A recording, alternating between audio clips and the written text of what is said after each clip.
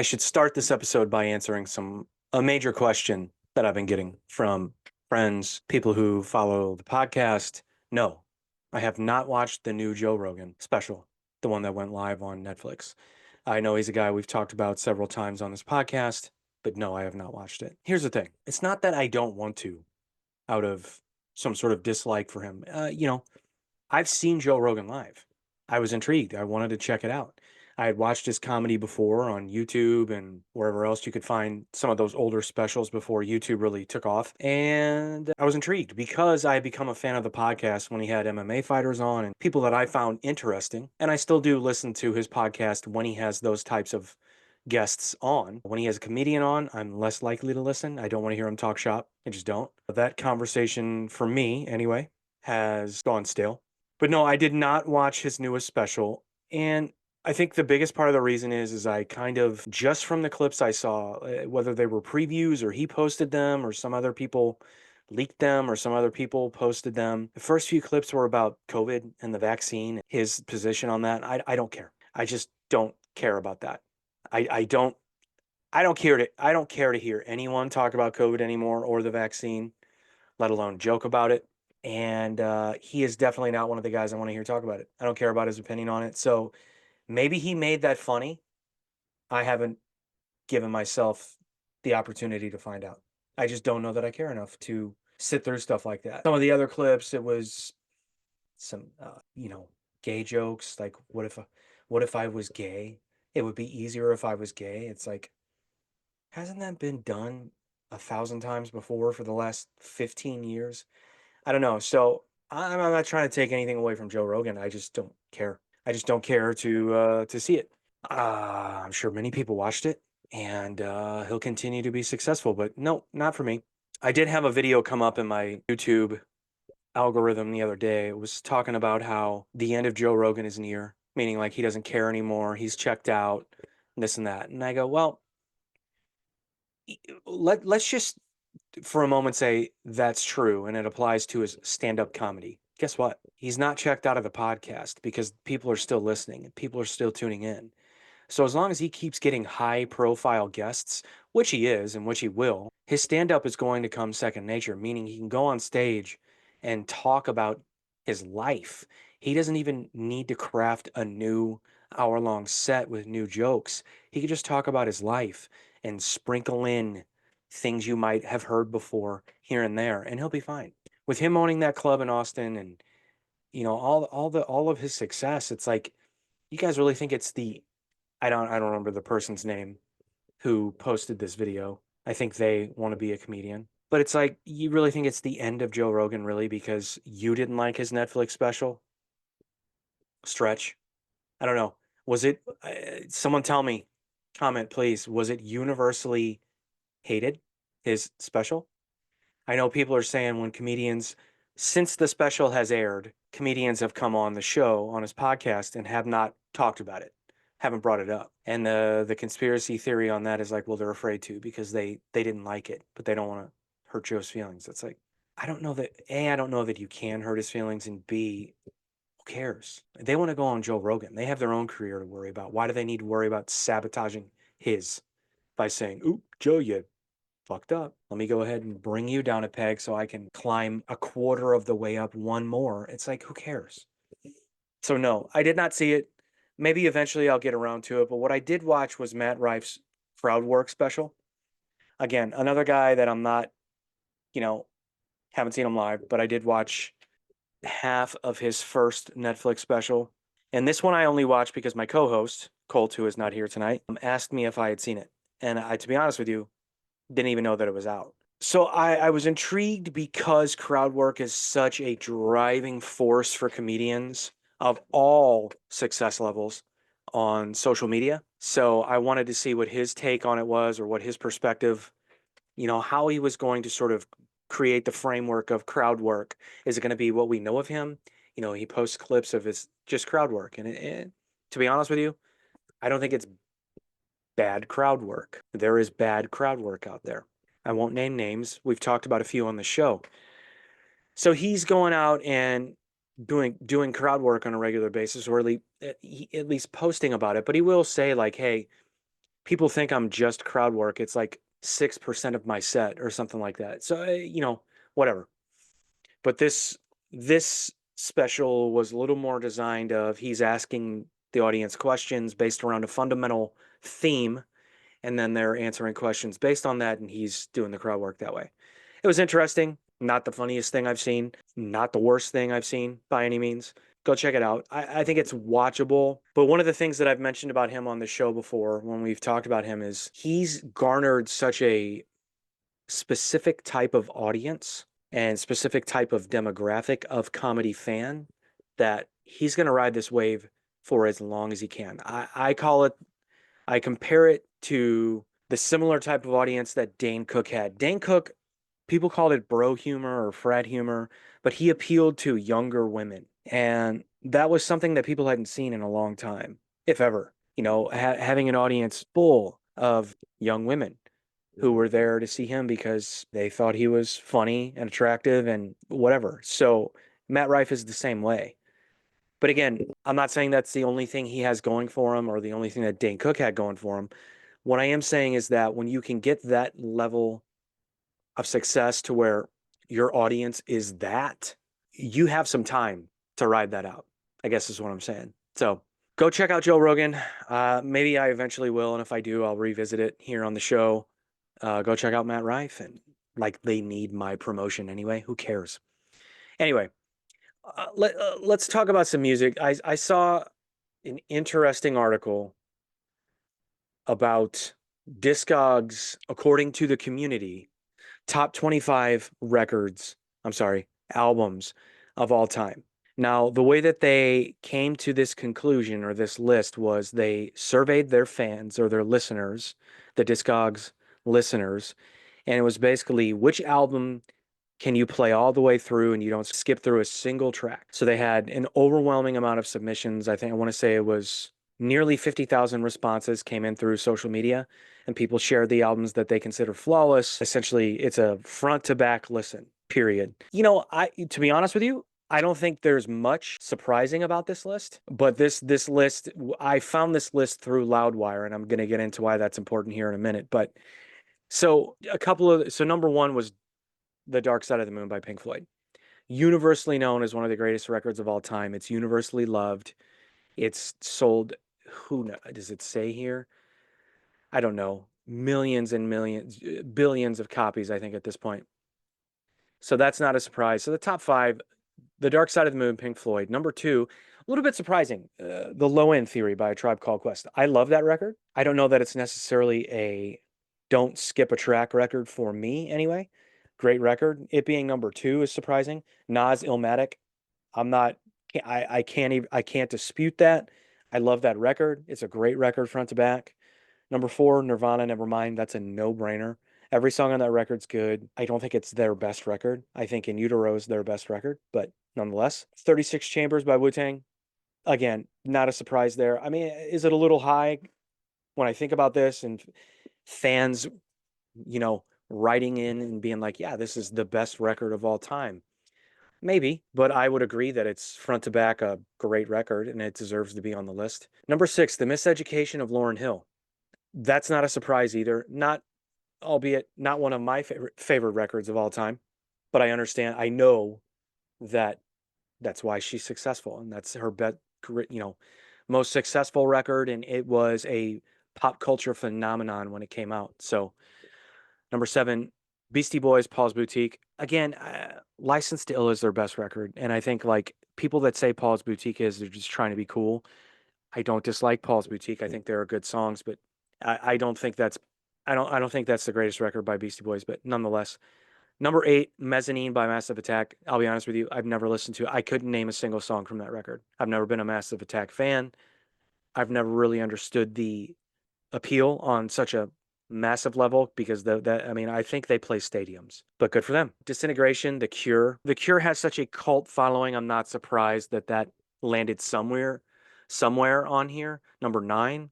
Okay. In Rainbows, Radiohead. I'm not the biggest Radiohead fan. Again, I wouldn't call that their best record. Not for me anyway. Not surprising. Violator, Depeche Mode. Not a surprise there. Number 12, 10, Pearl Jam. Now, you would think as long as they've been around, for as many great records as they've had, being one of the most influential rock bands of all time, that they would come in higher on this list, but at least they're on the list. Hybrid Theory, Linkin Park, number 13. Again, I think that could be higher. And I will say that is, along with 10 by Pearl Jam, front to back. There's not a bad song. Don't have to skip anything. Talking Book by Stevie Wonder. I'm not going to try to be cool and say that I know anything about that record. I know 2 songs. So, Blood, Sugar, Sex Magic, the Chili Peppers. Totally agree. Phenomenal record front to back. One of my favorite records of all time. Should it be higher on the list? I don't know. At least it wasn't Californication, or what's the record what's the record called? Is it called Californication? I don't know. I'm glad earlier Chili's people still appreciate it. Revolver, the Beatles, number 16. Fine, it's the Beatles. Grace, Jeff Buckley. Okay, I know Jeff Buckley again is one of those cult followings, like people just worship the guy. Purple Rain, Prince, number 18. Why would anyone want to argue that? Is This It? The Strokes, my wife's favorite band, number 19. Okay. To Pimp a Butterfly, Kendrick, number 20. That's not surprising, although a little bit surprising to see it over some other albums you could put on here. Paranoid by Black Sabbath, number 21. A Love Supreme, John Coltrane. Trans Europe Express, Kraftwerk. Who are all these people listening to Kraftwerk other than Dr. Dre? Who really listens to front to back listens to a Kraftwerk record album? Where are all these people? They're not all in Germany, right? I don't know. And then rounding out the list, number 24, Appetite for Destruction, Guns N' Roses, one of the best records ever made. Yeah, surprised it's not higher, to be honest with you. And then Harvest by Neil Young. I know Neil Young songs, but I don't know which of the songs I know are on any of the records that he has. Maybe they're on this record. I have no idea. So again, that was based on sort of fans, chiming in and being like, yeah, this record's the best. I can listen to it front to back. So cool. Here's the thing. Here's what's cool about this list. Fans created it, not critics. So here's why I bring this up. So remember I said I found this on Loudwire, and then attached to this article was the 100 best albums of all time according to critics. And I got to be honest with you, it just proves once again that critics are that's just a title. It means absolutely nothing. As it pertains to the music and the craft of creating music, it means nothing. You're a critic. Great. What does that mean? So I'm not going to go through all 100, obviously, but I'm going to give you the top 10. And then I'm going to go a little bit outside of the top 10 and tell me this isn't the most bizarre list you've ever seen. So number 10, 2 by Led Zeppelin. Okay. I know that's one of their, with Whole Lot of Love, and one of their most popular records. Sure, I could, okay. And I know critics jizz their pants over Led Zeppelin, so I could understand why a Led Zeppelin record would be in the top 10. Just hold on that. Number 9, Histoire de Melody Nelson by Sergei Gainsbourg. I don't know who that is. So, cool critics. Number 8, Electric Ladyland by the Jimi Hendrix Experience. Cool. I'm with that. Jimmy is one of my favorite artists of all time. I'll never argue if any of his records, albeit there aren't that many, are in the top 100 of any list by critics or fans. So, number 7, Led Zeppelin by Led Zeppelin, their debut album in 1969. Okay, so we have 2 Led Zeppelin records in the top 10 so far. Number 6, Brian Wilson Presents Smile by Brian Wilson. This was released in 2004. Okay, really? One of the top 10 records of all time, really? Keep in mind, there's no Beach Boys in the top 100 of this list. Just want to point that out also. Number 5, Houses of the Holy, Led Zeppelin. This is their 5th album. So we have 3 in the top 5. Number 4, Led Zeppelin 3. Number 3, London Calling by The Clash. We'll never argue that. Inspired a generation of artists from many different genres. So I'm the Clash fan, so not going to argue that. Exile on Main Street by the Rolling Stones. I am not a Stones fan, but I get it. They're beloved by critics and fans, so whatever. And number 1, Led Zeppelin 4, their 4th studio album. So 4 Led Zeppelin albums in the top 10. Yeah, really loved by critics there, huh? Also, they're thieves. They stole songs, but we won't get into that. Go YouTube it. You can get side-by-side comparisons of the songs people claim they stole. It's pretty blatant, if you ask me. Number 11, Some Girls by the Rolling Stones. So they have two albums in the top 11. Number 12, Love and Theft, Bob Dylan. Number 13, the name of this band is Talking Heads by Love Talking Heads. We'll never argue that. Action Baby by U2 is number 14. Not even close to being my favorite YouTube album, but okay, I get it. And their whole thing for this is they received harsh criticism for their album Rattle and Hum, so they had to turn things around. Shut up. Bright in the Corners by Pavement, number 15. This is the most bizarre thing I saw on the list. Number 16, Lost in the Sound of Separation by Under Oath. The 16th best record made of all time. Okay, I like Under Oath, but that's bizarre. And then from here we have the White Stripes, Iggy and the Stooges, the Strokes, Sufjan Stevens, Tom Waits, Arcade Fire. It's a whole lot of In Utero by Nirvana's number 23, and I believe Nevermind's like 29. My Morning Jacket. So it's a lot of trendy, too cool for the room picks. Anyway, that's just one thing I've never understood about critics and people who want to be critical of music. They putting a band like Led Zeppelin, 4 of their albums in a top 10 list, based the picks were based on the fact that critics chose them. It's like, you mean Led Zeppelin, the same band that's been accused of stealing songs? Okay. No Guns N' Roses, no Pearl Jam, no Soundgarden, no Alice in Chains, no Beach Boys.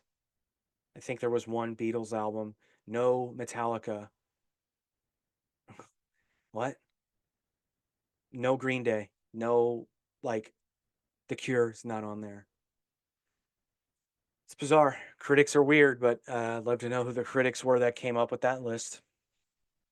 Music is subjective, and everyone's going to have different tastes, but when it comes to being a critic and talking about music, it's like, okay, are you a critic with an agenda? Or are you a critic because you listen to everything?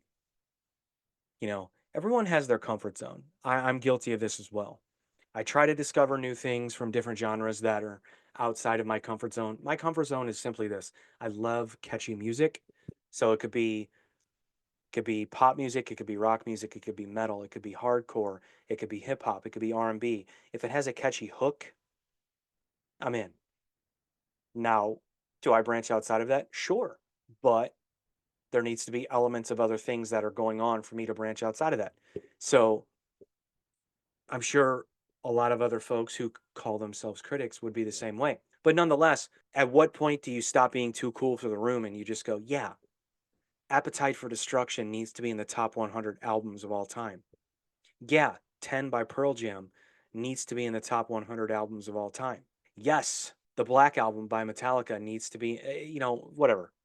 And again, you could pick any Metallica record. I just named the most successful one. Actually, no, let's go to a fan question here.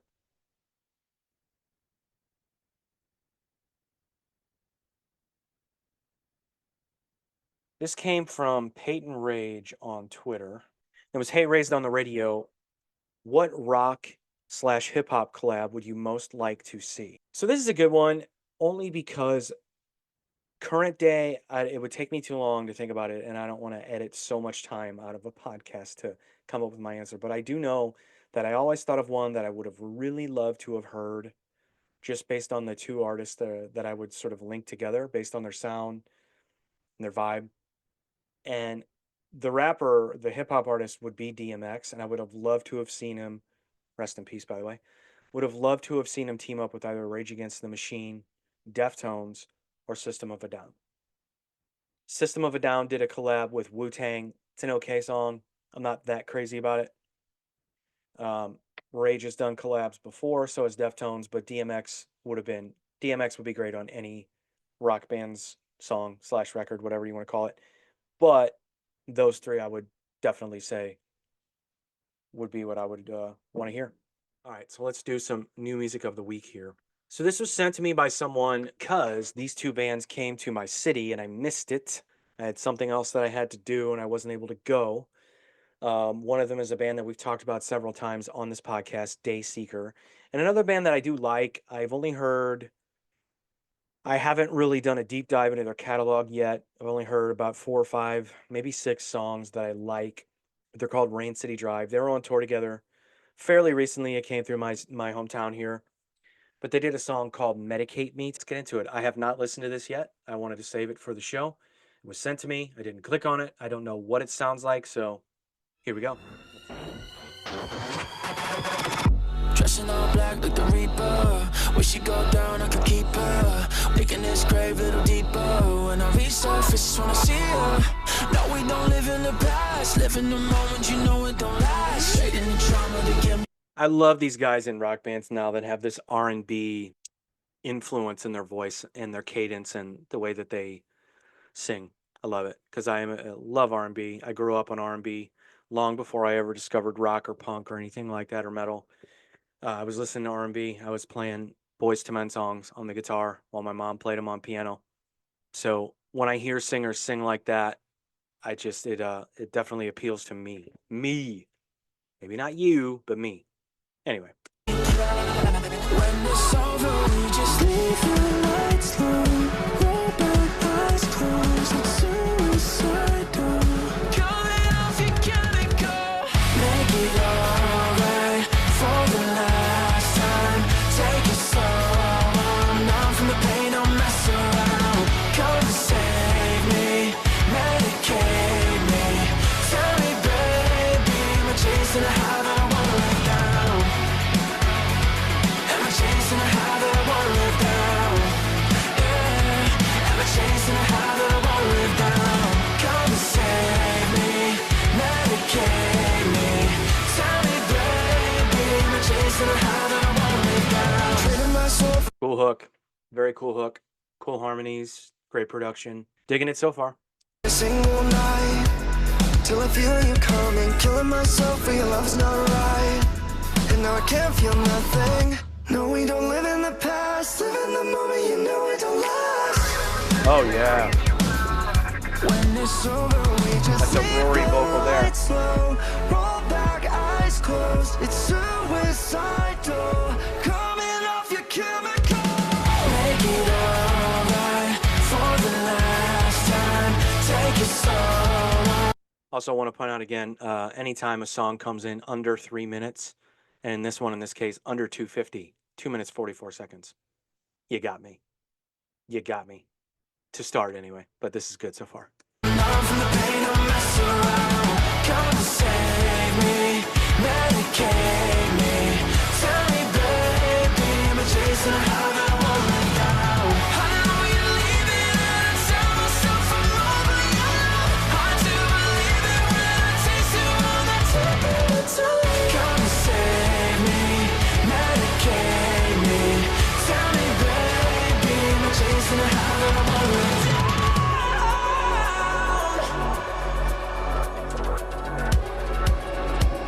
Am I chasing a high that I won't live? Let's go.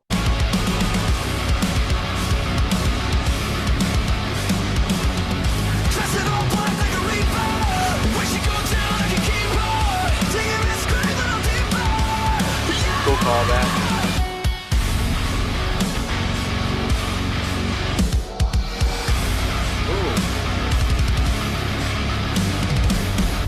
Oh, I like it. Didn't end with a chorus. That is a cool song. I am going to listen to that again after we end the show. I like that a lot. You can definitely, I'm a bigger, just based on what I own and what I've listened to, a bigger Daysecret fan than I am Rain City Drive. Again, I like Rain City Drive. I'm going to have to get into them. I'm going to have to listen to more now. You can hear the influence of both bands in that song. You can definitely, it's a thing. That is a cool song. So that was Medicate Me by Rain City Drive and Dayseeker. Now let's do a throwback of the week. I talked about DMX earlier, and I want to do some DMX. Fuck it. Why not? Well, what I want to do is something really fun. He has one of the greatest live performances of all time, in my opinion, at a show that no one wants to talk about for the music, only the controversy, or a festival, I should say. And that's Woodstock 99. And he was one of the overlooked performances, artists from that festival. He played in the middle of the day, And you know, we talked about that, you know, the Woodstock 99 doc that came out a while back on Netflix. I hated it because so much of the focus was still to this day no accountability on the people that put on the festival, no accountability on the people who were not only running the festival but the people who funded it and financed it. All the accountability was placed on the artist and the fans. I think that's total bullshit. Total bullshit. And there was no mention of some of those performances that did occur during that festival that were absolutely great. There were so many great bands that played, so many great artists, and forever they will be forgotten about because of all the bullshit. Now, do I think what happened there was tragic and unfortunate? Of course, absolutely. But again, to blame it all on the artists and the fans, it's just, in my opinion, I think it's irresponsible for anyone to make a documentary like that and to have these people who put on the festival in front of the cameras and not hold them accountable is just ridiculous. Anyway, that's not what we're talking about. We're talking about DMX's performance of Rough Riders Anthem on the East Stage at Woodstock 99. July 23rd, 1990 motherfucking 99. I don't hear you, I don't hear you, I don't hear you, I don't hear you. My doors go, their doors go, and here we go. First we had a light, now they like, why baby?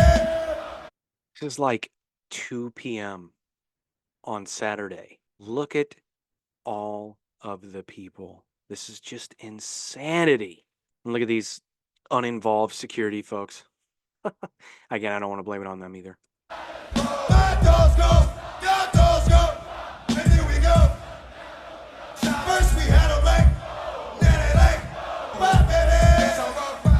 Hey yo, niggas wanna lie, niggas wanna try, niggas wonder why, niggas wanna die. All I know is pain, all I feel is rain. How can I maintain madness on my brain? I resort to violence, my niggas moving silent, like you don't know what I style. Woodstock is the wildest. My niggas Those white girls said the forbidden word. get it, you want it, come and get it, bring it, then we split it. What the fuck you gon' do when we run up on you? Fucking with the road rules, don't know what we gon' do. I'ma have to stroke it, how easily we blow it. We find out it's a moment, that's running with you. After we can't handle. Just X and a DJ on stage. A giant fucking stage. You got this is so it's just so of the times. But it's perfect. It's perfect. Get up with this candle, light it up like a candle. Just 'cause I can't stand you. Put my shit on tapes, like you busting grapes. Think you holding weight, then you. My doors go, your doors go, and then we go. Shut down, first we had a light, now they like, why baby? That's all. My doors go, your doors go, and then we go. First we had a light, now they like, why baby? That's all. Leave that girl alone, dickhead. Niggas crazy, but you make me swing. Stop acting like a baby. Nosy people get it too. When you see me spit it too, you know I'm trying to get rid of you. Can't know it's pitiful. That's how niggas get down. Watch my niggas spit rounds. Think you suckers get ground. Just for talking shit, clown. Or you think it's funny? You don't know me, buddy. It's about to get ugly. Fucking dogs are hungry. Guess you know what that means. From a boss that green. Five niggas over me. Don't make it a murder scene. Leave a dog alone. Leave a dog alone. Let a dog roam and he'll find his way home. Home of the brave. My home is a cave. And yo, I'm a slave to my home is a grave. I'm a bull papers. It's all about the papers. Bitches caught the papers and now they wanna break. My doors go. Your doors go. And here we go. First we had a light. Now they like, why baby? My doors go. Your doors go.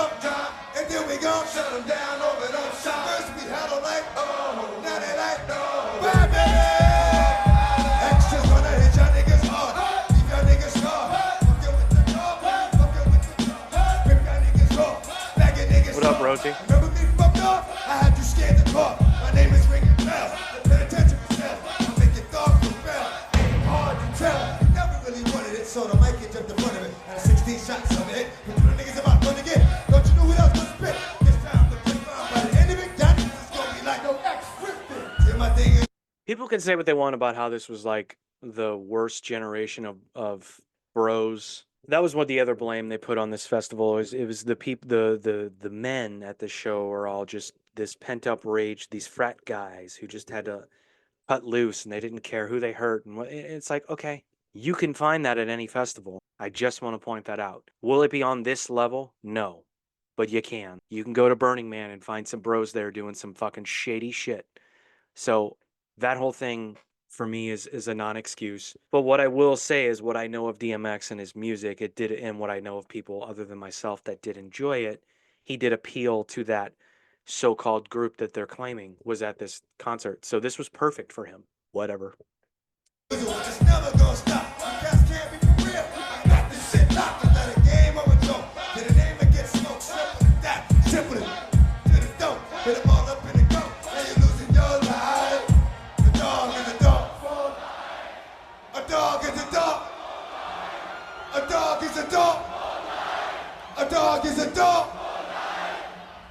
One of the greatest hip hop beats of all time.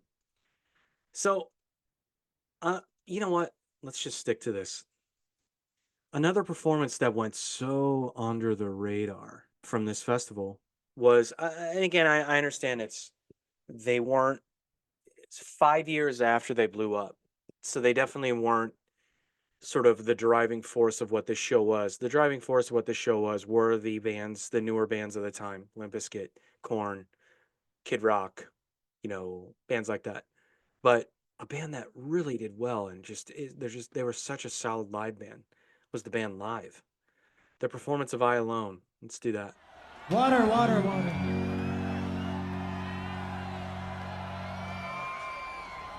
It's easy enough to be wise. This is only 5 years after one of the biggest records of the 90s, so people know this stuff. I think it's rather unfortunate that they played during the day like this, but whatever. In the church by and by. I read to you here, save your eyes. You lead them your boats at sea, love on. Your anchor is up, you be swept away. The greatest of teachers won't hesitate to leave you there by yourself, change your fate. Yeah, I alone love you. I alone tempt you. I alone love you. There is nothing. Big pop from the bros, and this is not a bro band. All right. Netflix, documentary makers. Of this, I alone love you. I alone tempt you. I alone love you. Yeah. It's easy enough to be great, you know it is.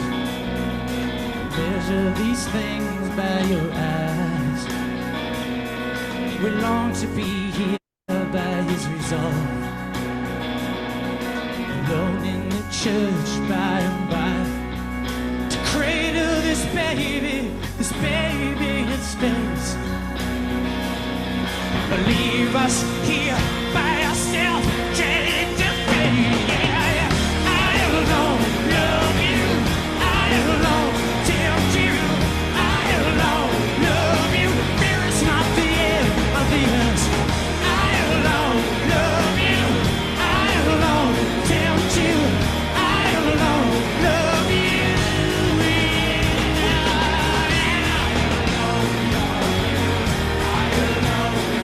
It's a great live band. They sound really good. This is a band I always wish I had seen live. Really, I mean, this record, God, I used to play this thing out when I was younger. Good front to back record. Probably could have been on that list we talked about earlier. Anyway. I alone love you. It's true.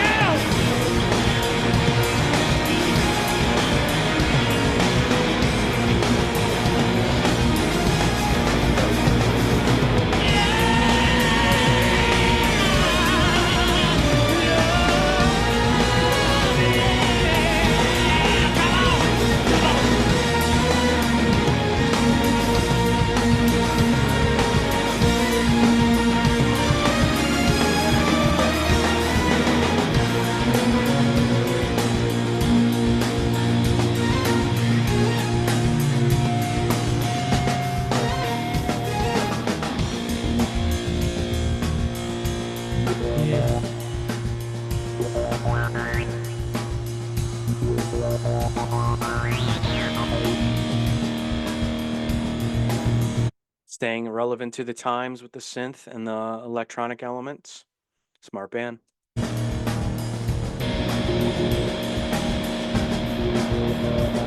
want you to do something for me. All 200 and what odd thousand of you. I want to get a chant going. And if you can't get it loud enough to make it to Los Angeles and California and all those places, get it loud enough at least for Manhattan. All right? And get it loud enough for at least York, Pennsylvania.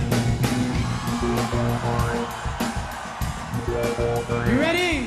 It's real simple. It's just the word love. Here we go, okay?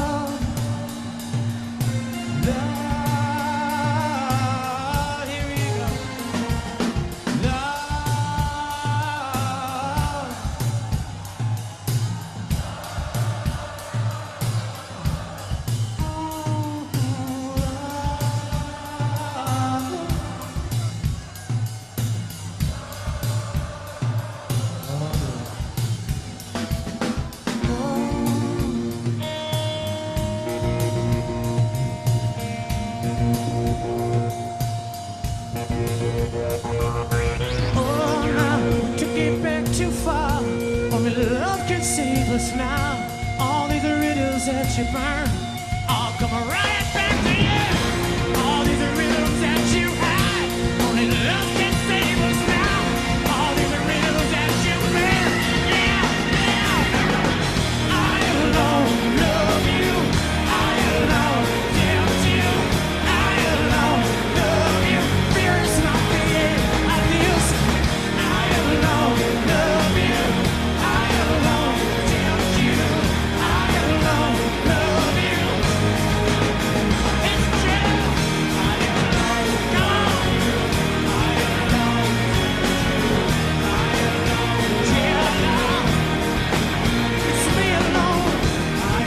Oh, moshing to live.